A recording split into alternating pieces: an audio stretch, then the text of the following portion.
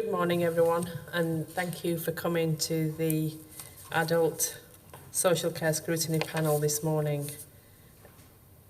If I could take everyone to introduce themselves before we actually go to the officers. I'm Councillor Javi Banzaman for Batley East, chairing this meeting. Richard Dunn, the Scrutiny Supporting Officer. Lynn Keedy, a co-optee of the panel. Hello, I'm Alison Munro. I'm a councillor for Almonbury Ward for the Lib Dems. Hi, I'm Leslie Warner, councillor for Combe Valley Ward for Labour. Dave Rigby, I'm a co-optee on the panel. Councillor Fazila Luna, Scrutiny panel member. And I'm Peter Bradshaw, I'm a co-optee. Jill Greenfield, head of local integrated partnerships. I'm Emily Parry-Harris, I'm a consultant in public health and I'm head of public health for Kirklees Council. And I'm Helen Hunter, I'm Chief Exec at Healthwatch Kirklees and Healthwatch Calderdale. Thank you for that. Apologies. Richard? Yes, Chair, we have apologies from Councillor Vivian Lees-Hamilton and David Flint, co-optee. Thank you. Do we have any declarations for interest? Yes, I would like to declare an interest as a Health Watch volunteer. I would like to declare an interest as a yoga teacher who has done a couple of sessions for the Wellbeing Programme. Thank you. We have no admissions from the public this morning and no deputations or petitions. We will go directly onto the Kirklees Integrated Wellness Model. This is a paper that provides as an update on the progress of the implementation of the Kirklees Integrated Wellness Service. We have had presentation to this panel previously on the 12th of March, and this meeting this morning will provide us a further update on the workshop of the 16th of July. So I'd like to pass it on to yourselves. Hi, thank you for the opportunity to update on the wellness service as we've now gone live. The report is intended to provide you that update. You will note that there are responses to the questions that were held, that were asked at the wider scrutiny workshop. I wasn't intending to focus on those today, but the answers are in there if there are questions. Overall, the service has now transitioned after a long design period into actually going live. We used a soft launch approach to enable us to test out the new model, the new approach for staff to embed their new, the training around the new skills that they'd had, and really to allow us to make sure, where possible, that nobody really fell in between gaps in that transition. And that's been quite a successful approach to date. We've been able to refine the new systems, we've been able to transition successfully to that new way of working, and really importantly embed the new practice. I think it's important to note the number of referrals that we've had to date. There's been 287 at the time of the report, and that's averaging at 70 referrals per week to the new service. So we do have some challenges in responding to that demand, and we're working with our partners around those mitigation actions, some about our own approach in terms of how we triage, our capacity to triage, but also as well working with our partners about what's an appropriate referral.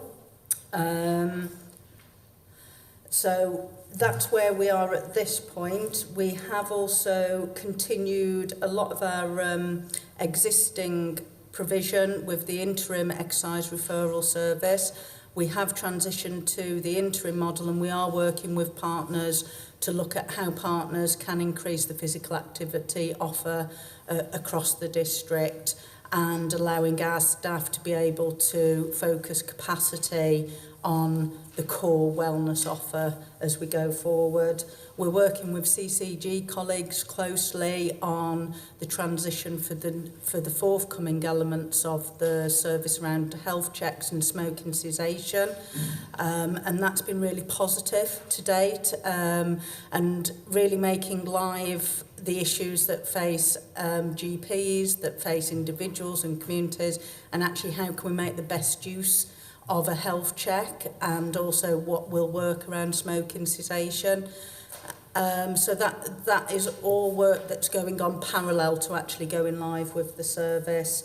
We've had some really good feedback to date, as well as some of the challenges around managing the capacity.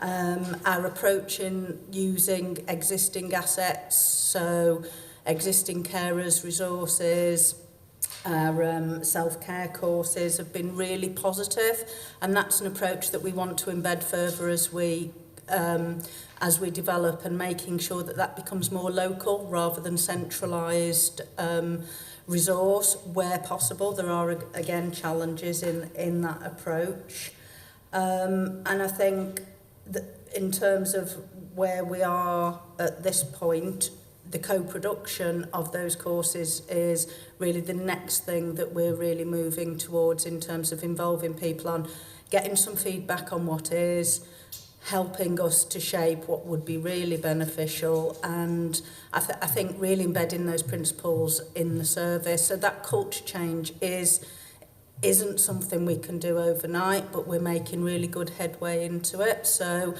as big launches of new services go, it has gone relatively smoothly, with no big surprises. And I think, again, going back to that soft launch approach, that has really enabled us to deal with the complexities that face individuals, how they access a service, and making sure we can respond to that as well as possible.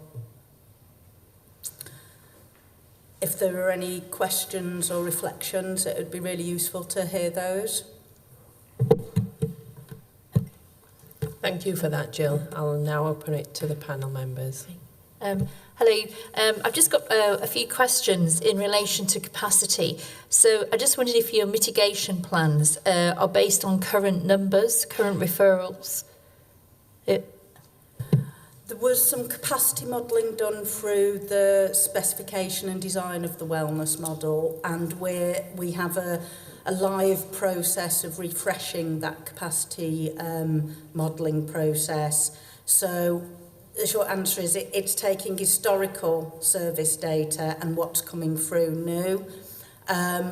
So it's a bit of both, but I think importantly for us is that we know that we need to make sure that we get better at getting the right referrals through. So we're doing a lot of work with our GP colleagues, CCG colleagues, about making sure the right referrals come through, because that it isn't right just yet. Because just following on from that, I wondered if you'd all been able to estimate future referral numbers, so you can actually gauge how much capacity you need to build into the system. And then in relation to referrals, I just wondered if you could tell me, are referrals, are they going into certain categories of help that's needed? Are there some more popular or more needed than others? And have you looked at capacity for specific problems? And I just wondered, I think we raised the issue as a group here, whether you're actually getting to the people you really need to get to, which is probably part of the problem, I would imagine. Shall I start and you can heckle from this side? Sorry, it's new microphones. It's all new. So I think there's some really interesting issues that have come to light as we've gone live. One of which has been a cohort of people who have come into the wellness model with already a very clear idea of what the support is that they need. And I'd give weight management as a specific example of that.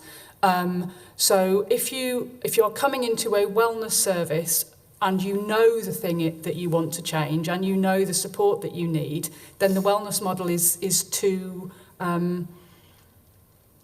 not the right place for you to be. It's too much a use of resource, because if you know that what you want is support for your weight management, there are pathways that we can signpost you down, and you can take that very specific route. So we need to protect the wellness model for those individuals who need that motivational interviewing, that slightly more or with low income. So how do you go about trying to reach those and then keep them online?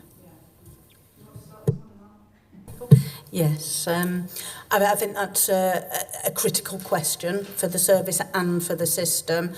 In terms of that, a lot more targeted in our approach. I think it's really important that we don't forget we're still dealing with what was already in the system and would be in the system as we transition through the stages of the model. So that is difficult for us to do that.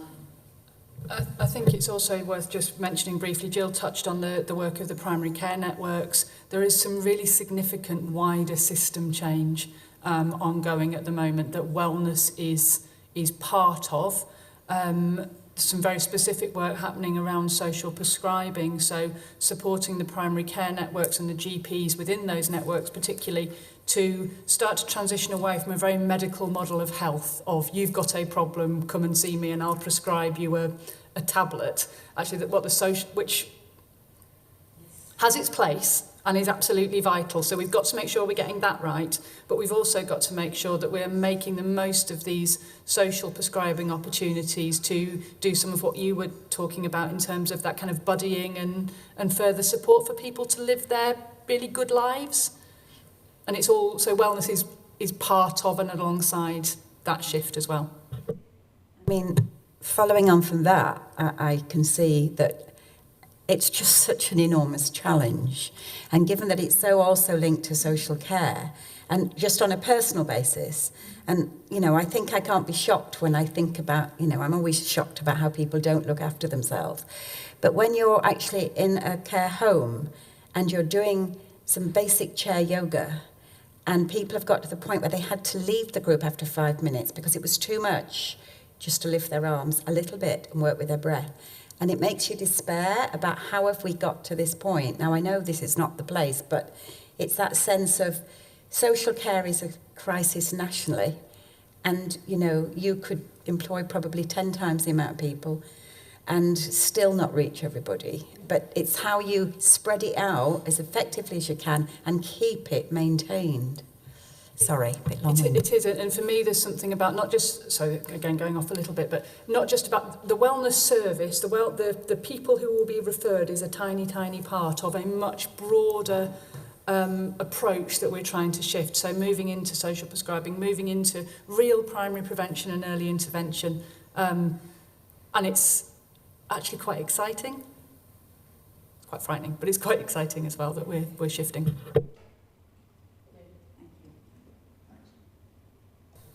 I've got a few questions. First one's in relation to paragraph 3 in the paper, and there's a heading there, working with people, another one, place-based working.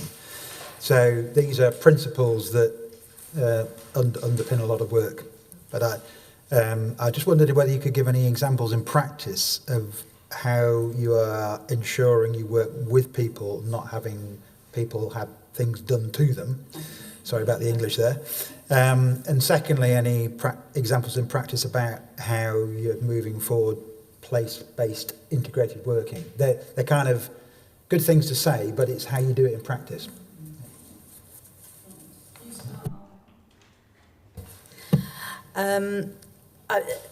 It's still very early on in terms of people actually coming through and experiencing that, and we did include a case study to show some of that approach of working with. And the principles of the model is about asking people what good life looks like for them. And I think that it seems subtle, but it's transformational shift from would you like to go to the gym? Would you like to go to this, to what are the things that you would like to do, and really exploring with people their motivation for change. So we have best practice sessions with the staff where they're coming back from being out with individuals, undertaking, the health worker, health coach role. And what's really coming back strong is that actually by exploring with people what their motivation for change is, and really supporting them to embed that motivation, they are already reporting that people are more engaged, are quicker to move into taking action for themselves, and we will have more of those stories. So that's very palpable. I think one of the interesting stories that I had heard was about an older person who was really struggling with mobility and wanted to get out and about. And one of the so they were talking about why you would want to get out, and the big focus was about being able to do the garden. But because of that relationship, rather than being sent to, would you like to go to the gym or the walking group, the real shift had been talking about, my shoes don't fit, I'm in slippers and I can't actually get out to the garden. And these were things that had been missed by other services, but the fact that the worker had been able to have that relationship, had been able to notice. And I think it's something where we're starting to talk about, it seems to be summed up by where 100 yards has become 100 miles. And actually sometimes it doesn't take £100,000 to actually change some of that shift for people.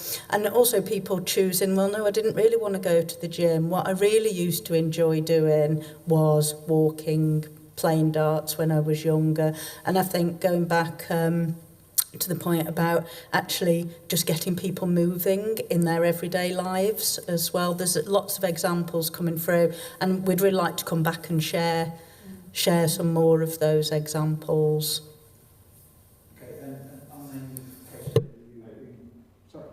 Case study that you included, at the end you list some outcomes. I just wonder how those are measured. So is it the service user themselves that self-measures, or is it the wellness worker or the wellness coordinator who does that? The performance measures for the service are vast and they range from how much did we do, who did we do it to, and what impact did it have.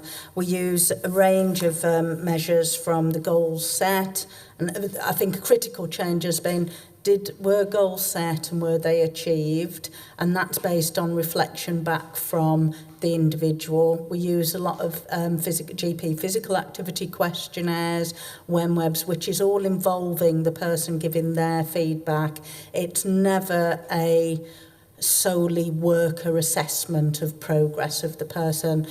And as we develop, we are testing these out and saying, you know what, that feels a little bit bureaucratic, that's quite difficult for some individuals to engage with that, or actually that's really useful, we need to do more of, and that's what the soft launch is enabling us to do. So we're using a mixed model in terms of some quite evidence-based performance measures. And we have those tools and we're using those, but also we're really embedding people's stories, because that's really important for how we describe the change and how particularly staff and the wider system understand what's really making the difference here. Just sort of following through, there was some reference before about short-term involvement and the sort of difficulties around that. Would you intend to do some further work, say 6 months down the line, maybe when the person is no longer receiving services, but to see whether the changes that were initiated have been continued? Absolutely. We measure it at set points in terms of their engagement with the wellness service, including 3-month follow-ups, 6-month follow-ups. And again, that's something we need to keep an eye on, because we've taken the model from evidence that the 6 to 12 week model is usually sufficient if you can get everything right, but we need to keep an eye on that as well in terms of is this working in Kirklees and is this working in all of our communities? Do we need to take a different approach in a different community or a different area? And I think that links back to the place-based in terms of our next stage is really getting to understand places and where people live and really take that partnership approach to developing what the response could be. And if there was evidence, say, 6 months down the line that the initial changes hadn't been sustained, would there be scope for that individual to come back into the service to have a kind of top-up, if you like? Yes, absolutely. And I think we'll be, we'll definitely be monitoring that through our practice oversight, our practice development sessions, because we know that motivational interviewing works, we know relationship-based practice works. If it's not working, that's a question for us really as a service about how well or not are we doing that, not that model doesn't work.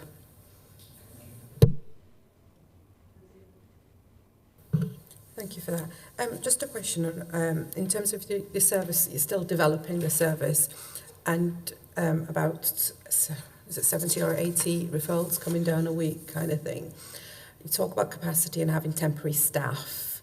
I'm just thinking that I'm liking the journey and I'm liking how, as council and now as officers, that a lot has been developed, and I am getting worried if we're having a lot of temporary staff getting trained up to offer these services out to public, and then it's a case of, well, they've gone and we have to retrain our staff to do the same things again. So I'm just trying to find out what's been done for that. Thank you. I can offer some clarity on that. The only temporary staff that we have at the moment are our business support, and we have just, so I think that was a 6-week period to cover a vacancy. We've had temporary staff in, and we have just recruited internally to that post. So that's around the triage and the administration of the service. The only other temporary staff that we have is supporting the interim excise referral service. So that is not the core MI wellness staff, it's the staff who are taking the exercise, physical activity classes in our partners, whether that's at CAL or HD3. So that isn't as problematic as having temporary wellness staff, because it is an issue and a good point to make in terms of there will be natural vacancies that arise and how we embed training for new staff coming on board, because we have been in a position, because of staff going through a service change process, to be fully supported. And part of that is recruitment will require people to have those skills, but we have enough core training staff, and we're already talking about how we have how we're able to cascade that to new staff as they come into the service. So I'm fairly confident we don't have a lot of temporary staff, but it is one to watch, because that would be very difficult.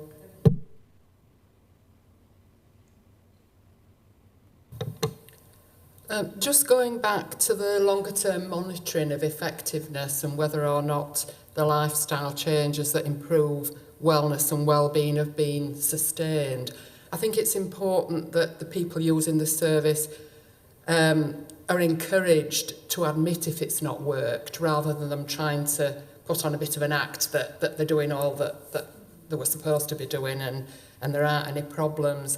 Because from a bigger picture point of view, I think it'd be really useful to know what the barriers were to sustaining that journey, and why it is that they've perhaps slipped back into old habits, if you like. And so I think that will be an important part, evaluating what went wrong for individuals, but from the point of view of having due regard to that when engaging with other people from that point on.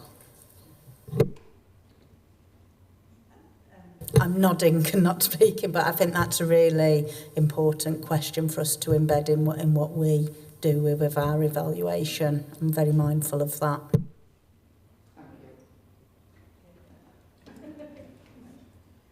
Yeah, I've got a couple of questions on Appendix 2, so that's page 11 in our report. There's a reference there to the possible use of a service user panel, and you're giving some thought to that. I wonder if you could say a bit more about that. And then over the page, there's a reference there to show social prescribing and the link worker there, and some kind of link with Community Plus in terms of working together. If you could say a bit more about that as well. Thank you.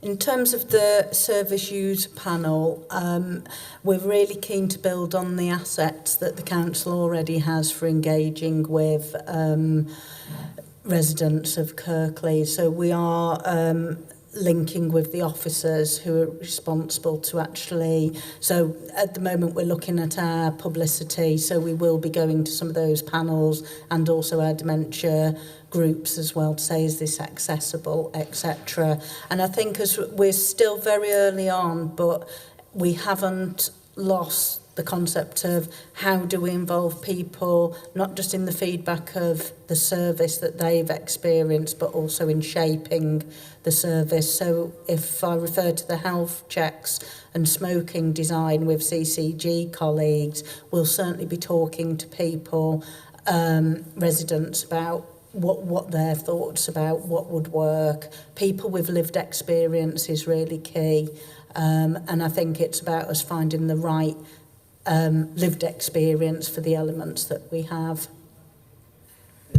Would you plan to carry out, perhaps I could call it an exit survey, so for those people who have finished their interaction with the service, not to focus on their particular outcomes for themselves, but for them to say, well, the service as a whole, I thought it did this quite well, it didn't do that quite well, it'd be quite good if it could do that in addition, that sort of thing. Would you pick up people's views in that way? In the broader evaluation, there will be the evaluation of the outcomes for the individuals and the impact we're having, but there will also be a process evaluation of when we did that thing, was it good or not? So there'll be both and. Just had a question about the job descriptions. So you've outlined what the wellness coach role is and what the wellness worker role is. There seems to be quite a bit of overlap in terms of those roles. I couldn't quite see how distinct one was from the other. And in the chart, the job chart, structure chart, sorry, wasn't quite sure the way that's done, whether the wellness workers are responsible to the wellness coaches or to the operational manager, so how the management actually takes place in that flow. Sorry, yes. They're responsible to the operational managers, and the coach does have an advisory coaching role within the team. And as a real rule of thumb, the wellness workers tend to have on their caseload people with 3 or less long-term conditions, and the coaches 3 or more, in terms of being able to give that additional support and expertise to people who are facing more barriers to achieve their health goals. Again, that is something that we've taken from models that have worked elsewhere, but again, keeping a close eye on that in terms of does that really work here? Do we need to do any adaptations to those? But there is a core element of that work that is similar to each other, but it's the depth and complexity of the work that they'll be expected to undertake, because we do realise that we may all want, a lot of people may say, yes, I agree, I need to be making these changes, but actually doing that can be very complex and not often really always about giving up smoking. It can be about the other barriers people are facing in their life. In your structure chart, you've got effectively 3 teams. I just wonder whether those teams are area-based or issue-based? Yes, sorry, they're north, south and central teams, because we are really committed to getting as local as we can with the resource that we've got and recognising the real differences across the whole of Kirklees. And sorry, just to clarify, are they actually based geographically in those areas? Or will they be? At the moment, the administrative base is at Civic 1. Yep. As we move out further, there will be alignment around some of the primary care networks. We are already aligning to the EIP hubs, and we will also, the same as Community Plus, be looking for those community touchdown points that really make more sense to the work. They have existing good relationships with GP practices, and we're monopolising on that as much as we can, because if somebody's working in the rural area, they're going to we're very actively discouraging coming back to base, because you have to come back to base, but knowing an area and understanding, getting a better understanding of the challenges that people face where they live.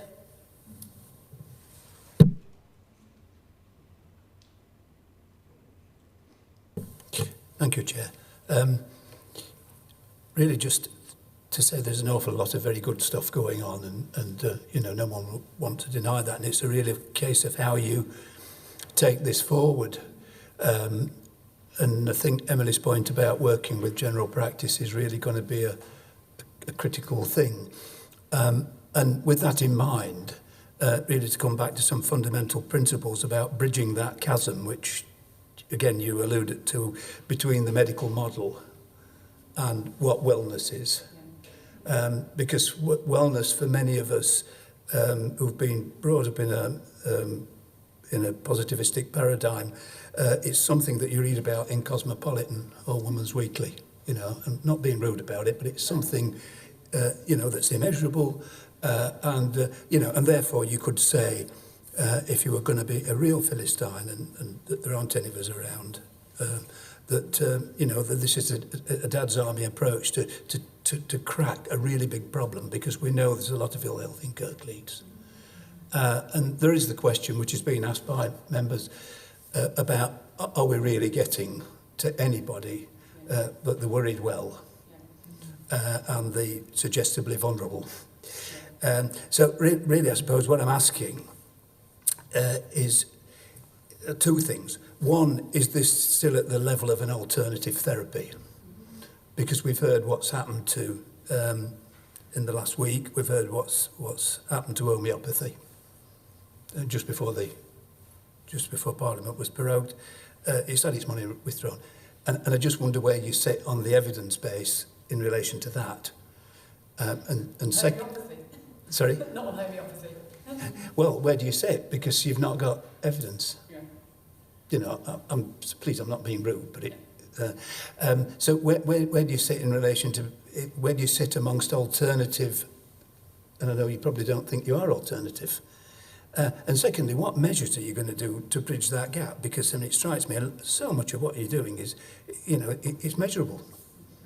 You know, if people want to lose weight, if they want to take more exercise, if they want to stop smoking, reduce alcohol intake, stop drinking water, it's measurable. But there's a lot of other amorphous stuff that gets into the realms of Woman's Weekly.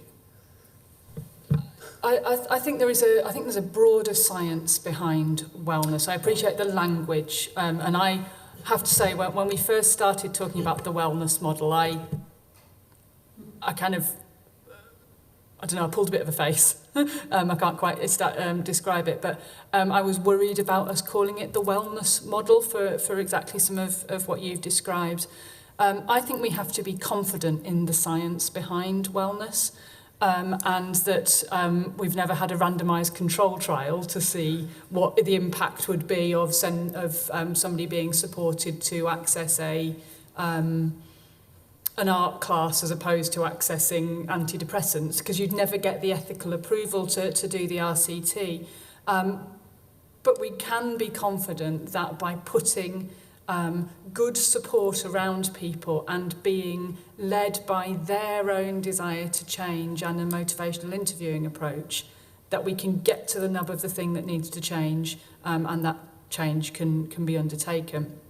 I think the real point, the real issue for us in the wellness model is how do we make sure that we are getting to the people who really, really need this, and they need this as their intervention, not that, and they didn't have the capacity to make that change otherwise. And I think your point about the worried well, Peter, I think is really well made. It's always been my issue with the NHS Health Checks programme, is that you get a load of people coming who knew that stuff anyway.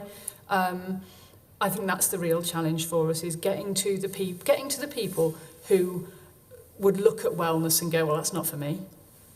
And that's our absolute challenge. But I am confident in the quantity of referrals that are coming through and the work that we are doing to refine the quality of those referrals, that we will end up getting to the right people. Yeah, it brings me back to the, to the whole liaison with GPs and how you're going to fit in with some of us get, for various reasons, get invited at quite regular intervals to go and see the practice. Yeah. And it's a perfunctory BP and an armful if they think you look pale. But it strikes me that there are various points in general practice where they can pick up an awful lot of things that you might be able to intervene with. I mean, my only worry is that you don't become a dumping ground for stuff that they want to get rid of.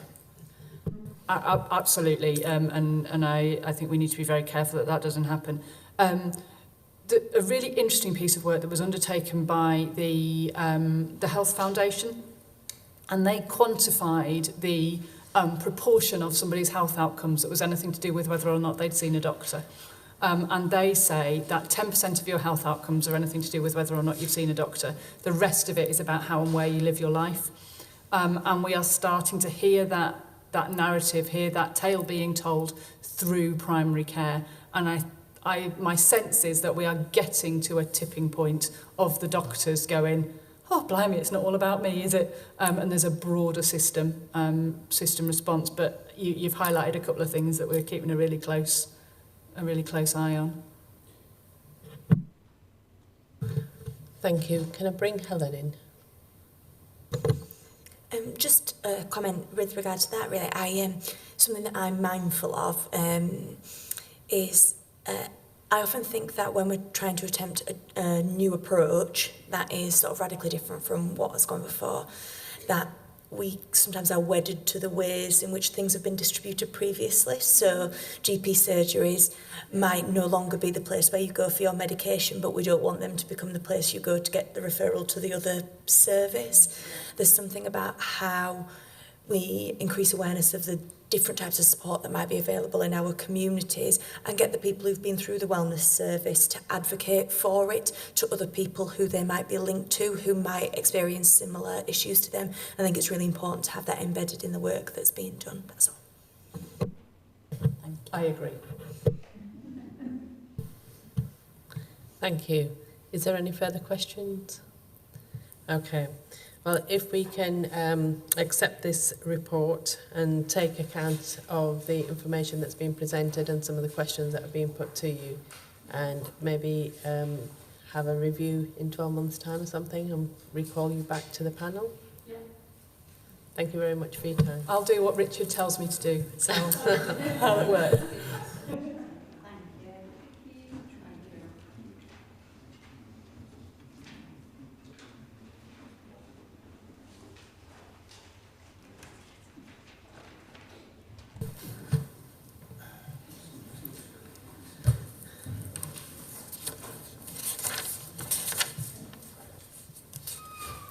Are you okay?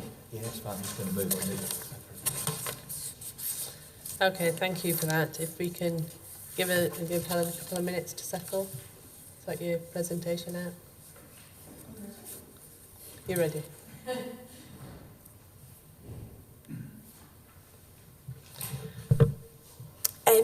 Thank you very much for inviting me to come along and present about Health Watch's work generally this morning.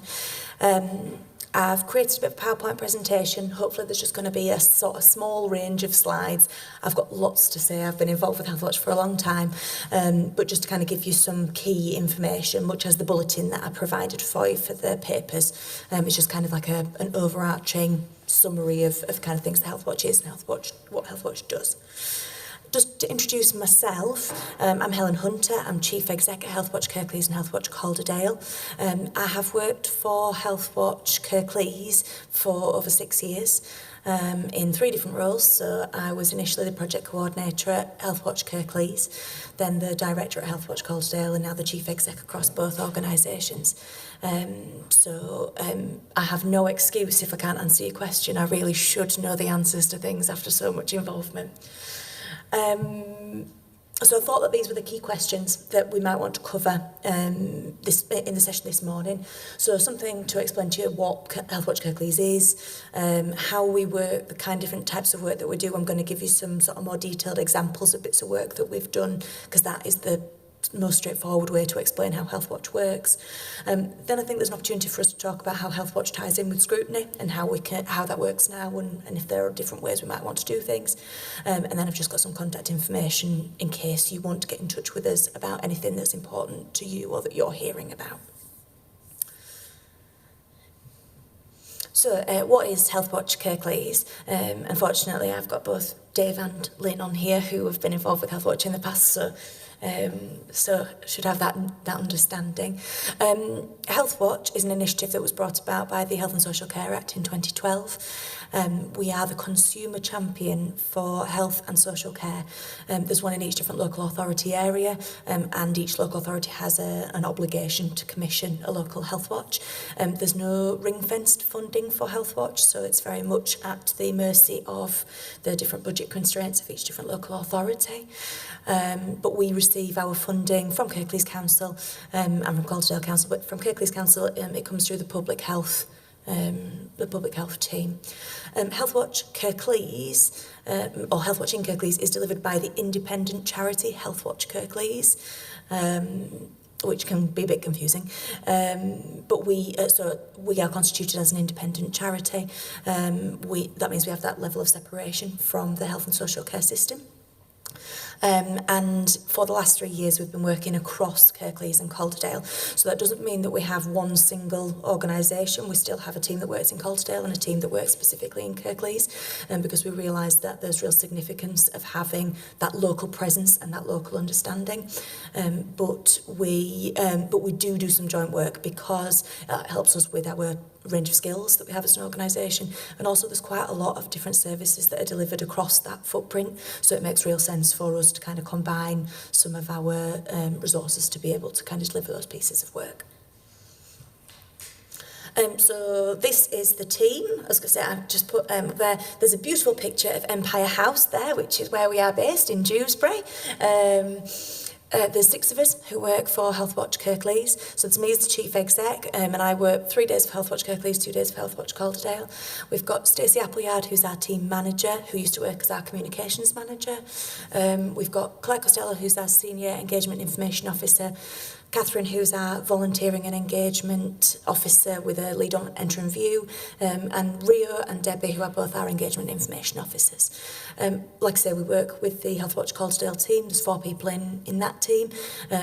We try to adhere to the same principles in the way that we work, but our contracts are different. So in Calderdale, we deliver NHS complaints advocacy, which we don't do here in Kirklees. So we kind of have slightly different inputs into the organisation, but we work together, so there's 10 of us all together.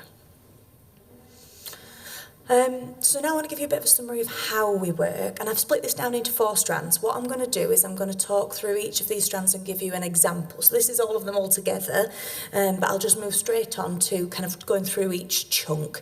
So if we could just move on to the next slide. So one of the most important things that we do is helping individuals through our information and signposting service. Part of Healthwatch's remit and part of the sort of 8 things that are stipulated in legislation that Healthwatch have to do is providing an information and signposting service for health and social care. What that means is that we receive queries by phone and by email. We sometimes get people dropping into the office, although not very often.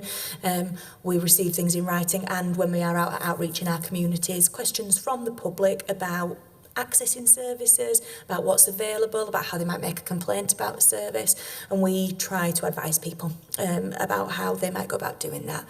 We always tried to go kind of step above and beyond just providing a signpost to another place. We want to make sure that people feel empowered by having contacted our service.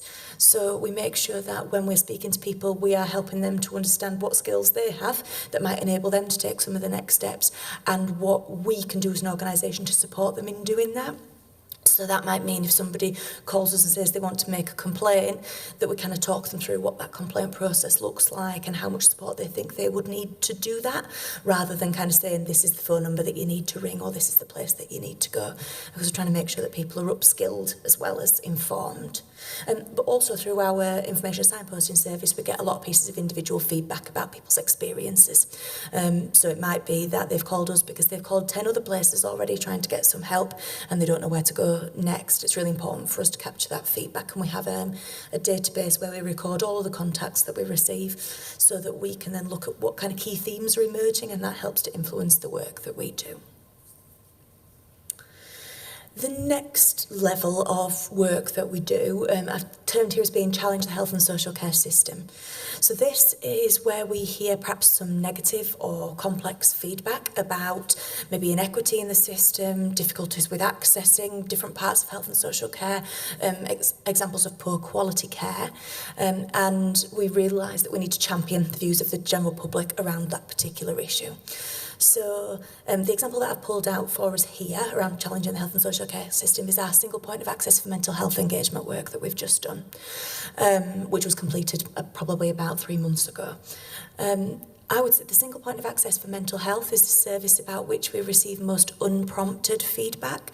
So by that I mean we often go out to places and ask people to tell us what they think, but people contact us to talk to us about the single point of access.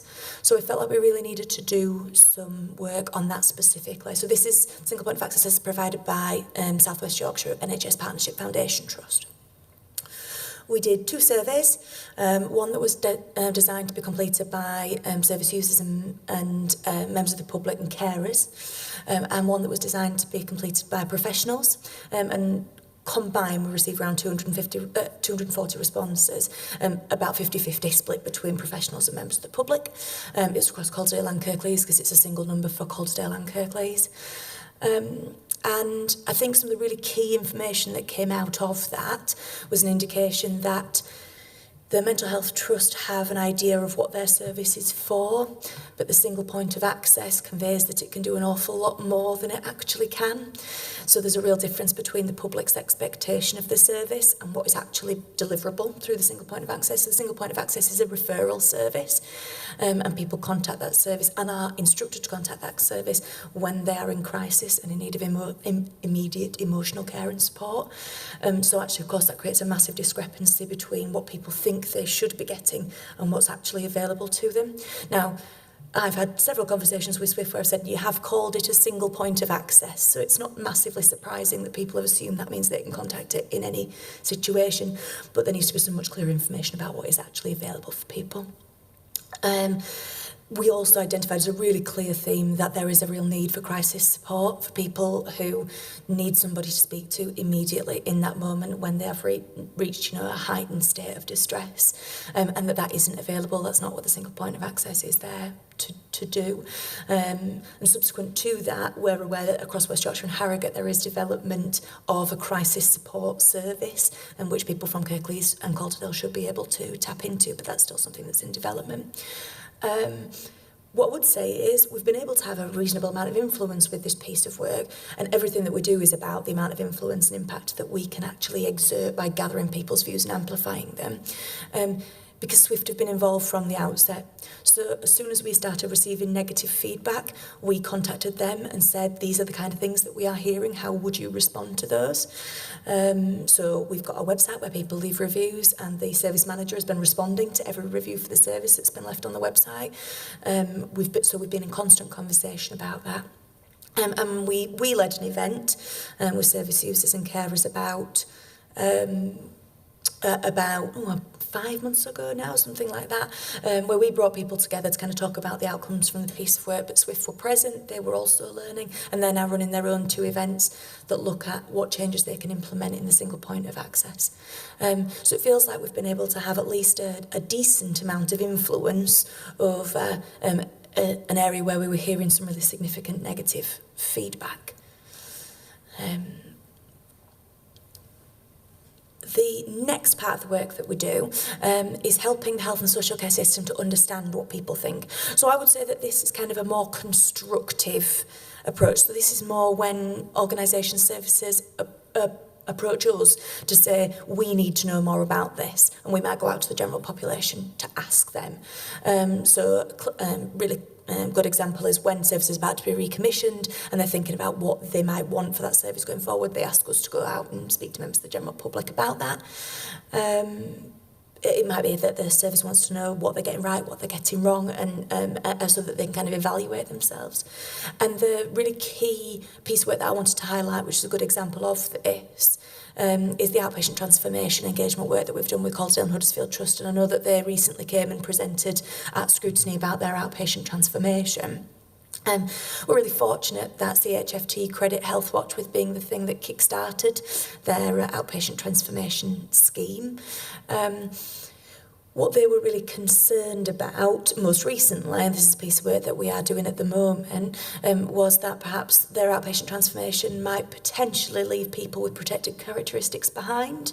There are a lot of outpatient transformations that are going on across the country where people who, for example, speak a different language, people who have learning disabilities are excluded from the transformed clinics because they can't specialise them in a certain way. CHFT were very clear that they didn't want that to be the case. They wanted to make sure that their clinics were inclusive. So they asked us to engage with people with, like I say, with protected characteristics, so people of all different age groups, people from different ethnic backgrounds, people with different disabilities, long-term conditions, to understand how an increased use of digital technology would impact their experience of outpatient care. So we've been out to a series of different groups across Kirklees and Calderdale because we realise that we need to go to people where they're accessing support and services to ask them for their views. We're still considering the feedback that we've received, but it feels like what has been said is we have an appetite for using more digital technology, but we're going to need some support to be able to do that. We can't just magically transform ourselves, which is very much in line with some of the feedback that we got through our long-term plan work. So this is something that we're still kind of developing, but CHFT are very, very keen to hear what's come through from that engagement work. And it's been great for us because it's helped us to engage with a number of different communities. It's given us a real purpose and a reason to go and see them, and they feel like their views are really valued. I just want to quickly touch on the work that we do around Enter and View. Now, I'm not sure whether people are aware, but we have the authority as an organisation to go in and view any publicly funded health and care service. So most often, I would say that means that we go to residential and nursing care facilities and do visits there. But we can go into hospital wards, GP surgeries, the whole gamut of different types of services. We do a 2.5-hour visit, which is normally led by member of staff and supported by volunteer authorised representatives. We then produce a comprehensive report with recommendations, and there is a kind of follow-up contact, although that's something that we are still trying to develop because we don't have huge amounts of resource to be able to kind of go back and revisit. So we kind of have to work out, depending upon perhaps the intensity and severity of the feedback, how often or how likely it is that we would actually go back and do another visit. I've put this under as kind of working with the health and social care system because that's how I want Enter and View to be used. I want us to be seen as a critical friend.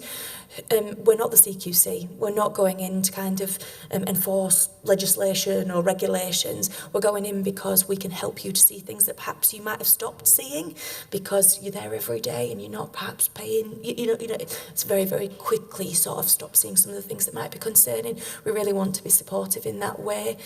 So we are. So we're currently trying to promote the Enter and View opportunity with particularly residential and nursing care homes and see if people want us to come in, and we've had a couple of invites from care homes. One of the things I think we can do that's really useful with the Enter and View work, and we've recently done visits to the hospices both in Kirklees and in Calderdale, and we can take the learning from what it's like to deliver those facilities and try to influence other organisations with the really good practice that might be going on in other places. And the final sort of part of the work that we do is we look for opportunities to do things differently in health and social care.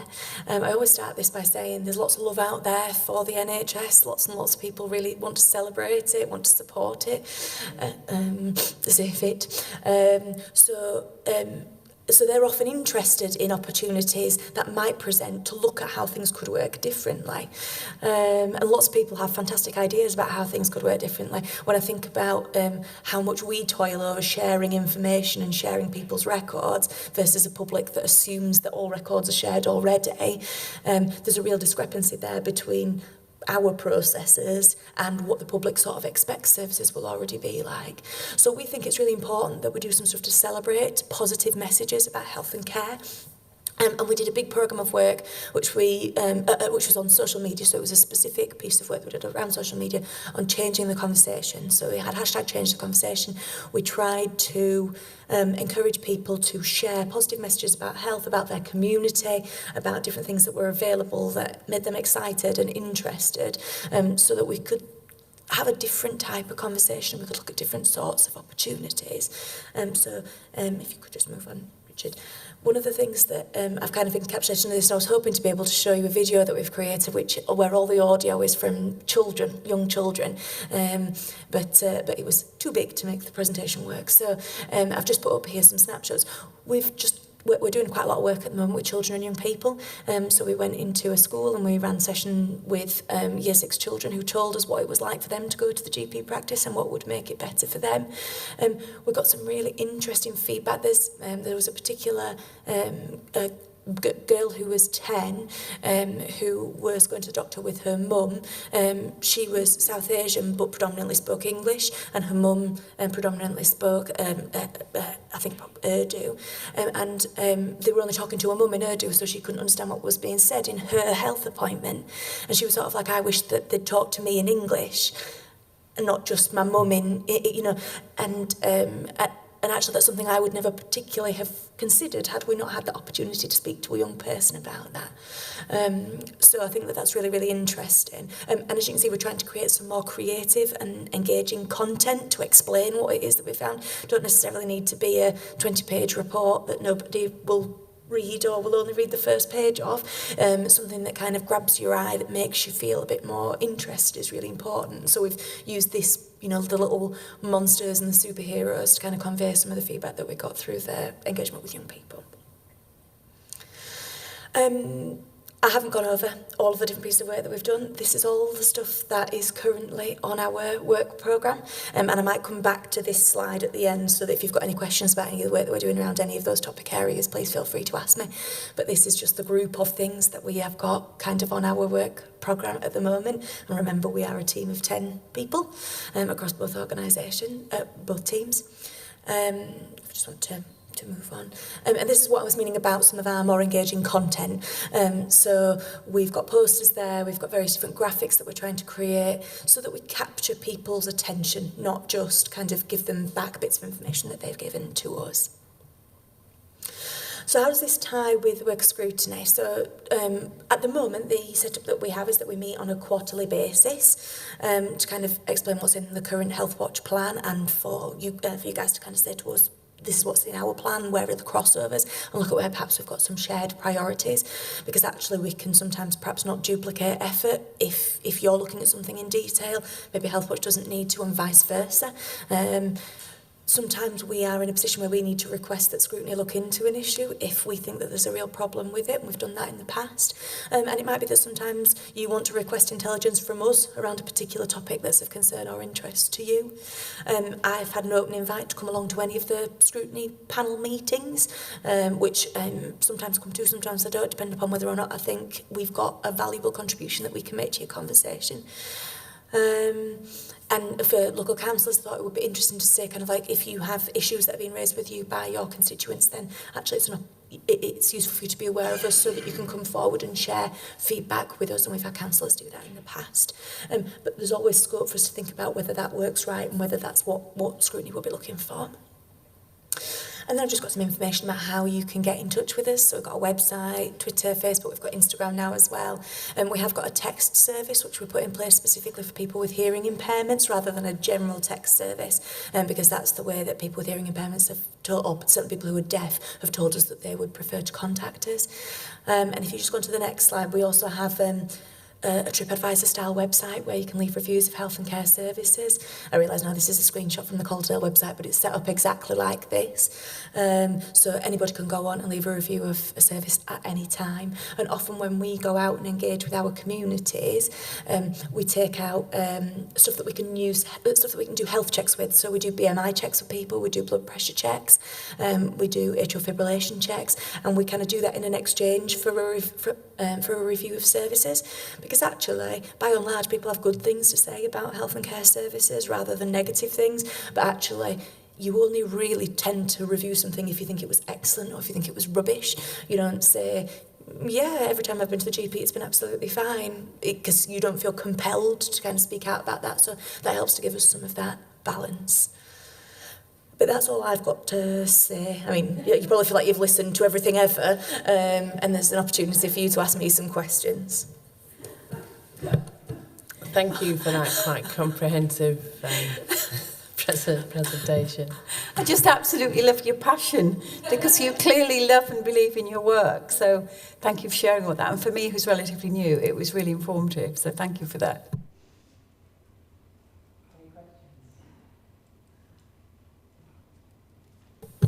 Yes, I was interested in, hello, I haven't seen you for a bit, hello, yes. Interested in, you used the example of the single point of access for Swift, but I wanted to use that to kind of illustrate or ask a question around liaison between yourselves and ourselves. So we, through a small subgroup, did a bit of work a couple of years ago on issues, a lot of which related to the single point of access.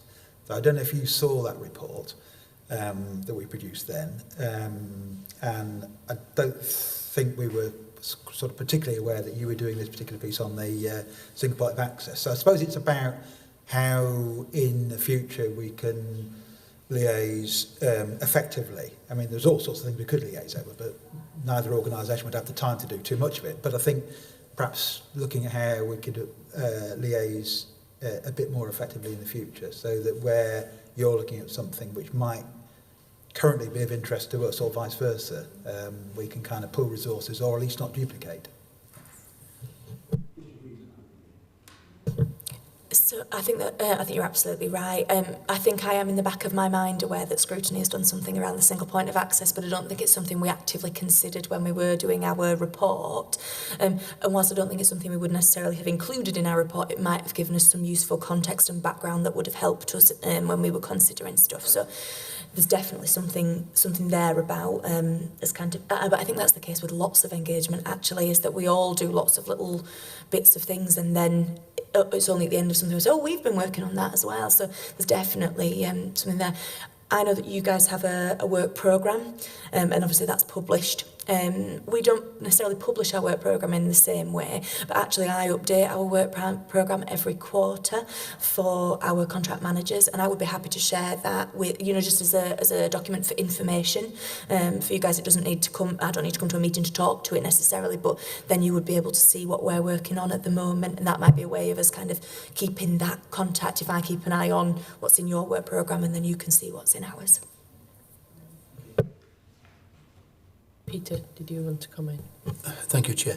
I mean, just reflecting, Helen, on the last 6 years, really, that the Lansley Bill, of course, was a successor to Patricia Hewitt and a number of Blair government ministers, all of whom had something similar in place, called by different names.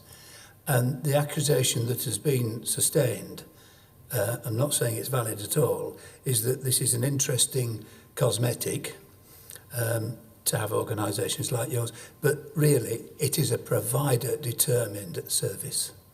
What the CCG says and what the trust say will happen. And, you know, try as you might and not putting down. And against that cynical background, I just wondered what achievements you've made in over the 6 years in improving personalised care and improving public involvement, particularly in things that we're concerned with in policy making. That's no short question, that one. I think it's an interesting point that you raised prior to that, because Healthwatch is a very, very tiny fish in a massive, massive lake. And I think that we've almost been I don't think we've been set up to fail, but I think that there's the possibility for that to be the case. So we have to be really smart about how we choose to pick up pieces of work that we do. And the reason why I split the work up into the chunks that we have done is because we wouldn't be doing our job right if we did any one part more extensively than any other. It has to have that variety. So there are bits of work that we have done where I feel like we've had little to no impact, but there is absolutely no way that we could have ignored it as an organisation. We have to champion people's voices. So, for example, access to dentistry here in Kirklees has been an issue up the whole time that we have been Healthwatch, and continues to be an issue. And we have tried, I would say, probably 10 different pieces of engagement across 6 years with limited impact. But that doesn't stop it from being an issue in Kirklees, and it doesn't stop us from wanting to champion people's voices.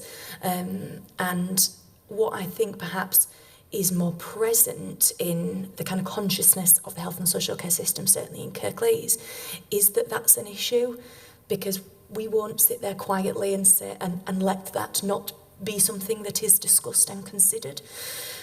And I think that's a step forward in terms of sort of understanding and appreciation of the value of understanding the public's voice.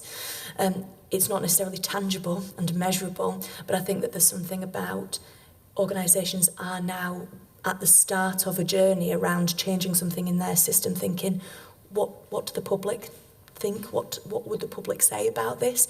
And embedding that as part of the way that they deliver their pieces of work. It's not perfect, and there's a long way to go. But I think that is really a significant impact that Healthwatch has had by perhaps having a presence at the Health and Wellbeing Board and being involved in that way. I think there's some really kind of big ticket changes that we've made across the period of time that we've been sort of around as an organisation in Kirklees and Calderdale. So in the last couple of years, we did a big piece of engagement work around wheelchair services, which I know has come to both scrutiny panels. And I think that certainly helped to kind of catalyse action as well. But the result from that being that there's £1 million of investment in that service to try to clear backlogs and difficulties, and that when the service was recommissioned, there was a tender specification where you could tangibly see the impact of what people had said that they wanted from that service. Feels like an enormous shift away from when wheelchair services was commissioned in the first year that Healthwatch was in existence. That feels like a massive transition for us. But what I think perhaps is getting more difficult, when we first started as an organisation, I feel like sometimes we were alerting people to things that they weren't aware of. I don't think we do that anymore. I think most of the organisations are very sighted on where their gaps are and their challenges are. It's much harder as a result of that to have the influence that you want to have at the end of the line, because they sort of go, yeah, we already know, we can't do anything about that. So there's sometimes about enhancing our relationships, developing links, and understanding the limit of what we can ask for. So we used to perhaps sometimes make some quite specific recommendations. We don't do that just as much now, because we want to understand what the capacity for change is in an organisation that we're talking to, so that we can make sure that we get the most out of that, rather than kind of trying to dictate something that they're already going to say that they can't do or they can't change.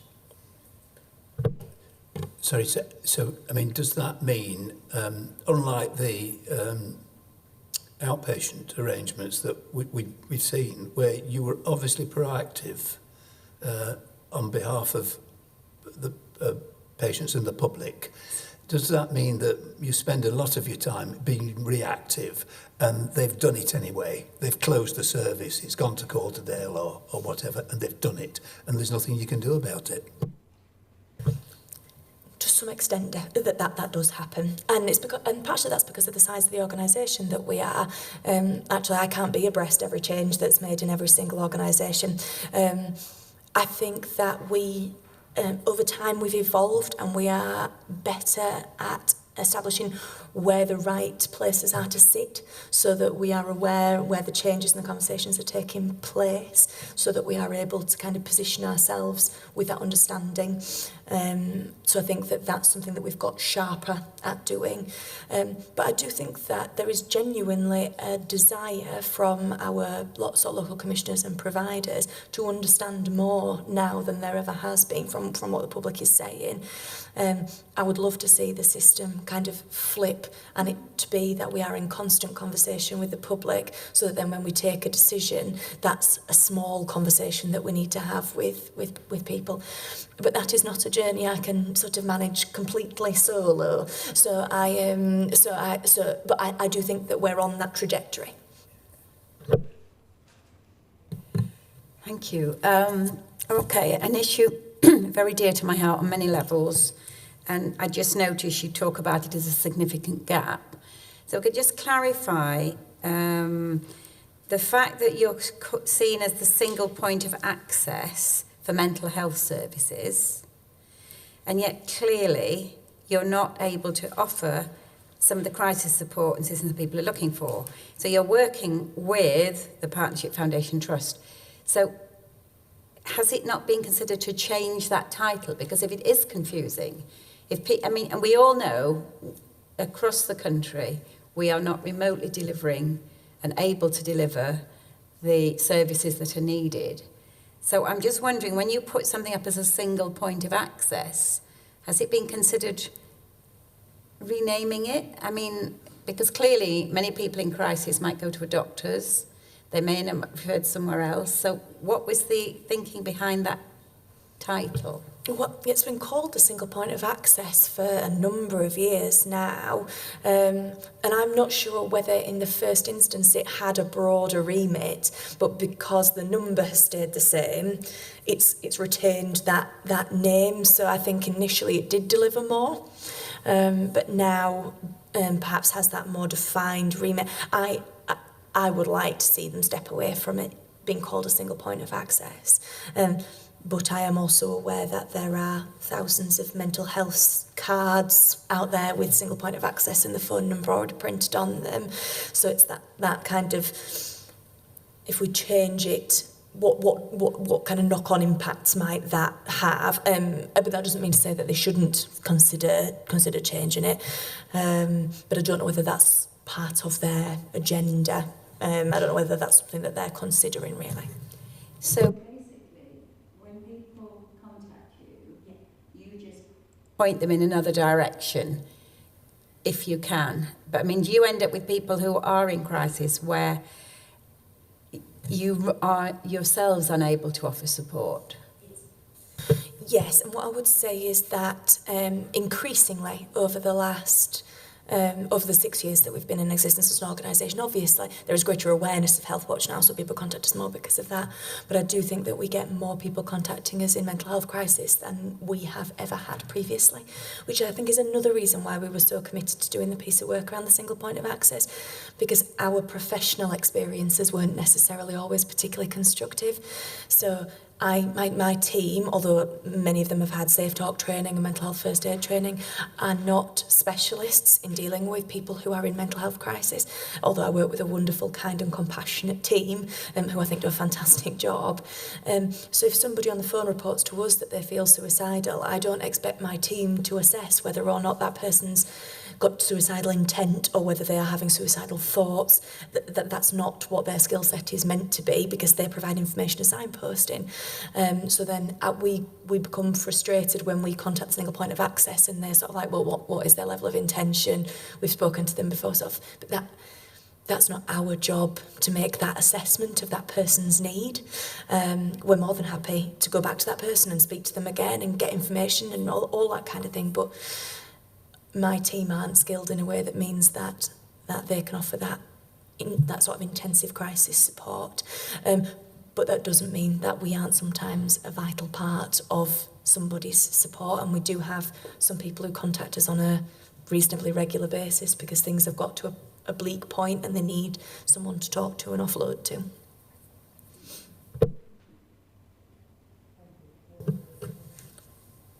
Thank you for that. And mental health is definitely an issue, and I totally understand. Is that any better? Sorry. So, in terms of your work priorities, I've got a suggestion, and it is a suggestion, and you've done some really good work over the last 6 years. We've got 69 counsellors in the chambers. How much work, if you haven't, in terms of communicating and contacting them to kind of go back, for them to go back into the communities that they're involved with? And if you haven't, obviously it's a suggestion that you get in touch with them and liaise with them, because they are definitely working with a lot of vulnerable people in the communities that could obviously help with your engagement exercises as well. So yeah, if you could do that. And that's really helpful. And one of the things I think, so the bulletin that I've produced is something that I've updated because it was actually something that went out to all the Colesdale councillors a couple of years ago. And I thought that it was quite a useful way of summarising sort of what Health Watch is and what it's about. So I don't know if there's a mechanism by which that can be distributed to all the councillors just as an aid memoir, and then we can start making some more.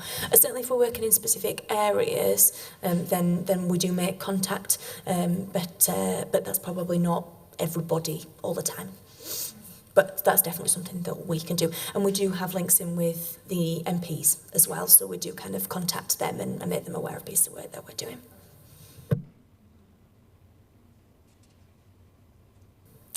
Any further questions? Okay, well done. Thank you for your very informative report, which we will acknowledge and accept without any recommendations. Thank you. Thank you for attending.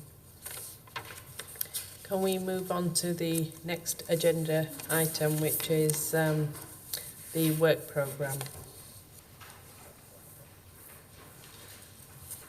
Should we go through this individually or just? Yeah, Oh. I think we need to go through it. It's just whether anyone's got any comments, I think, Right, really. okay. And Okay, we'll go through the work programme through each item. So if people have any comments to make on them. So the financial position of the Kirklees Health and Adult Social Care Economy.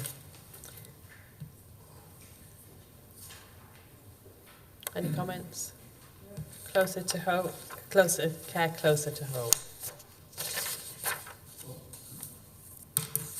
Sorry, Chair, we should have been dealing with that on the 10th of December, presumably, in part with Locala.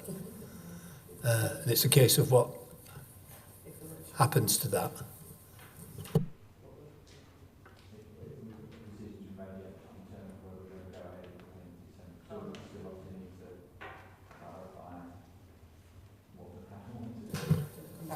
Yeah, I mean, I just want to lose sight of care closer to home.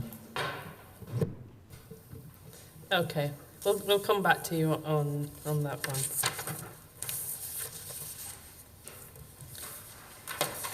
Integration of health and adult social care. Again, that's linked to. We've had the integrated wellness model today. Quality of care in Kirklees. Any comments? Suicide prevention. Are they due to come in after the last conversation? I do remember we were asking them for a report, but I'm just double checking. Yep, so we've suicide prevention is scheduled for the new year, so we will be getting public health coming, and we will be asking representatives from the Mental Health Trust to also attend for that. So yes, it will be covered in the new year. Mental health rehabilitation and recovery services transformation project. We've had some. Yeah, That was on from last year, and that's really waiting for the commissioners to come back and clarify what's happening. So it's pending really. We'll keep it on until we understand exactly what will be happening. It's paused because I think it's been looked at a West Yorkshire from a West Yorkshire perspective. So until that piece of work's done, we don't know what the implications are going to be, if any, for locally. And then we have the Kirklees Safeguarding Adults Board annual report. That's been scheduled for March.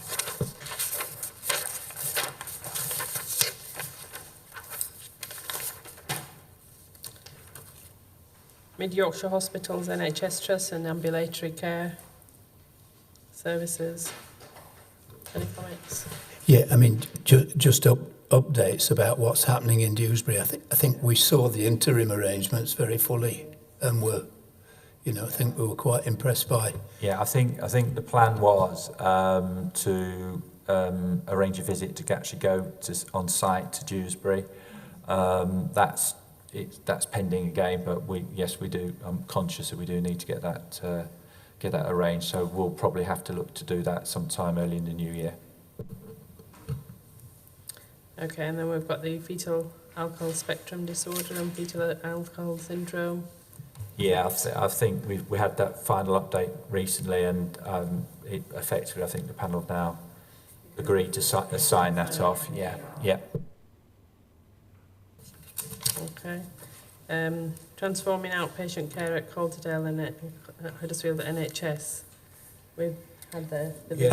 I mean, we had the visit, and again, I think unless there is any real appetite to look at it in more detail, it'll just be a watching brief, really, I think, more than anything. Okay, thank you for that. The Foundation Trust? That's outpatient department.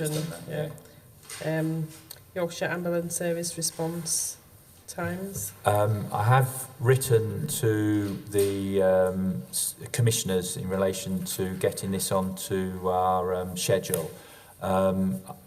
We've had a history of issues sometimes getting Yorkshire Ambulance Service to attend meetings. I am working on that because I'm conscious we need to get that onto the schedule. So I'm in correspondence with them at the moment, and I will obviously let panel members know as soon as I get a response, but I have asked for that to come to the panel, and again I was looking to schedule that for the early part of next year. In fact, I was trying to get them to come to the January meeting, so I'll follow that up, but it's difficult at the moment. I haven't got a positive response. No, I haven't had a response, so Okay. So I do response, need to follow it up. But I think, yes. Yeah. West Yorkshire and Harrogate Local Maternity Network. Primary Care Networks. Any comments on that? Yeah, I've got had a comment. I think that we wanted to try and sort of maybe look at this at some point next year again. So that's another one that will need to be scheduled. I mean, it does link. When we talk about care close to home, I think the view was that we need to look at maybe community services as a whole, rather than just elements of it. So we'll probably need to try and pull something together which includes a discussion around primary care networks, but includes other aspects of community care services. And I think if we have our Locala session, that might help as well, because we're able to get Locala here for a specific formal session. But we won't be doing just with Locala. I think we can use Locala as part of the community services, but it won't be just them. It will be looking at other aspects of it as well. Thank you for that. Kirklees immunisation programme. That is scheduled for next year. I can't remember. I think it's probably February. I think it's coming in February. Okay. Update on winter planning. We've had that.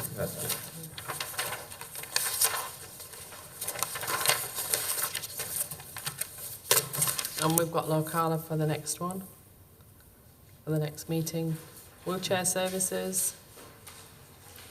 I mean, these are all obviously under the lead member briefing issues, so I think a lot of these now are just providing you with updates as and when yeah. appropriate. And obviously, if you feel there's a need to escalate to the panel, then obviously you can do that. Do we need to go through this? I don't think so. Okay.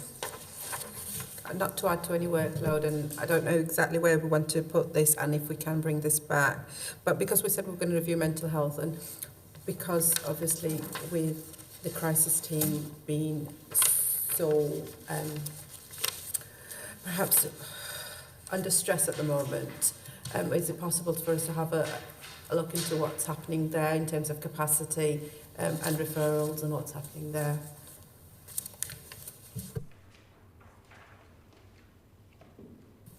Yes, we can do. But I suppose we'd have to discuss that in more detail, particularly with the current. Yeah, no. I think I'll declare an interest. I've had residents, and unfortunately, it's been. I've had to call that team myself for somebody else, and it was certainly a very, very difficult process to deal with. And I'm just thinking for a general member of public going through that. And I think it's more to do with the capacity issue that we need to have a look at it. Thank you. I mean, we have got obviously mental health.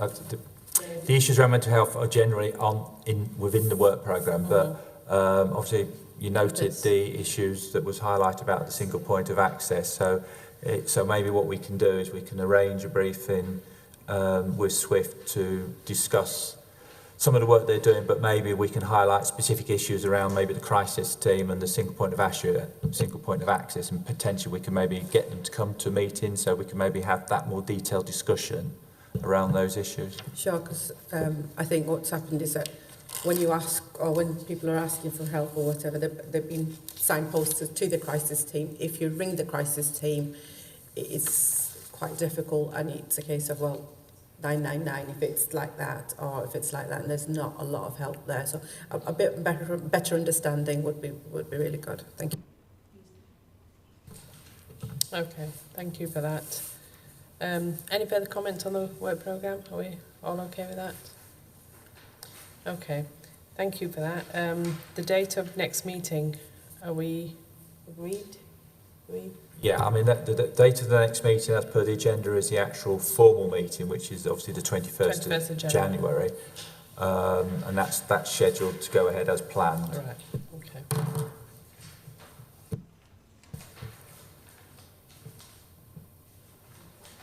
Okay, thank you for that. So the next meeting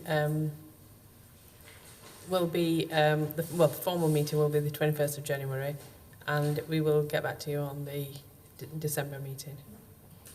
Thank you very much for your attendance this morning. The meeting is closed. Thank you.